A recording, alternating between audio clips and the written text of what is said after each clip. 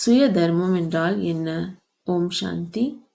சுய தர்மம் என்றால் ஓம், நான் ஆத்மா என்பதாகும். நான் ஒரு ஜீவ ஆத்மாவாக இருக்கின்றேன். பரமாத்மாவோ பரந்தாமத்தில் இருக்கின்றார். ஆனால் அங்கே அமைதிக்கோ அமைதியின்மைக்கோ அதன் கேள்விக்கே இடமில்லை. ஏனென்றால் அங்கே சரீரங்கள் இல்லாத உலகமாக இருக்கின்றது. அங்கே சரீரம் இல்லாததன் காரணமாக அமைதி அதன் கேள்விக்கே வர முடியாமல் இருக்கின்றது. ஆனால் இந்த உலகில்தான் அமைதியும் இருக்கின்றது, அமைதியின்மையும் இருக்கின்றது. எப்பொழுது நாம் சுய தர்மத்தில் நிலைத்து இருக்கின்றோமோ, தந்தையின் குழந்தைகளாக ஆகியிருக்கின்றோம் இந்த சங்கம் யுகத்தில். ஆகையால் நாம் அமைதியாக இருக்கின்றோம்.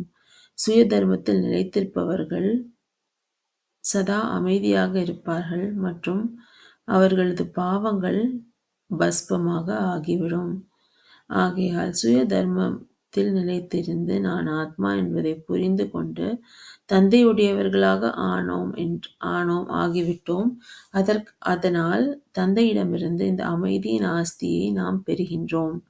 இது சங்கம் யுகத்தில் தான் நடக்கின்றது.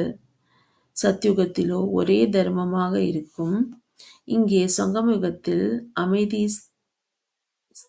அமைதி கிடைத்திருக்கும் காரணத்தினால் நான் சுய தர்மத்தில் நிலைத்திருந்து அமைதியை என்கின்ற ஆஸ்தியை பெற்றுவிட்டேன் என்றால் பிறகு நாம் சொர்க்கத்திற்கு செல்வோம். சொர்க்கத்திலோ தூய்மை, அமைதி மற்றும் சுகமான உலகமாக இருக்கின்றது. ஆனால் இந்த கலியுகத்திலோ மிகவும் அமைதியின்மையான உலகமாக இருக்கின்றது. ஏனென்றால் யாருமே சுய தர்மத்தில் நிலைத்திருப்பதில்லை. சுய தர்மத்தில் நிலைத்திருந்தால் பாவ ஆத்மாக்களாக இருப்பதிலிருந்து மாறி புண்ணிய ஆத்மாவாக ஆகிவிடுகின்றோம். மேலும் பாவங்கள் கரைந்து விடுகின்றது. மேலும் அமைதி என்கின்ற ஆஸ்தியை தந்தையிடமிருந்து பெற்று விடுகின்றோம். அதாவது அமைதி ஏற்படுகின்றது. இந்த விஷயங்களை நாம் அனைவருக்கும் கூற வேண்டும். அவர்களது சுய தர்மத்தில் நிலைத்திருப்பதற்காக நாம் சொற்பொழிவு உதவி செய்ய வேண்டும். அப்பொழுதுதான் சத்யுகத்தில் ஒரே தர்மம் ஸ்தாபனையாக ஆக முடியும். ஒரே தர்மம் என்னவென்றால் அது சுய தர்மமாக இருக்கின்றது. அதனால் நான் ஆத்மா என்று புரிந்து கொள்ள வேண்டும், உணர வேண்டும். பிறகு தந்தையுடையவர்களாக ஆகிவிட்டோம் என்றால் அவரிடமிருந்து அமைதியின் ஆஸ்தியை பெற்றுவிடுகின்றோம்.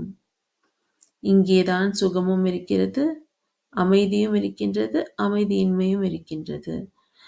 முக்தி தாமத்திலோ அதற்கான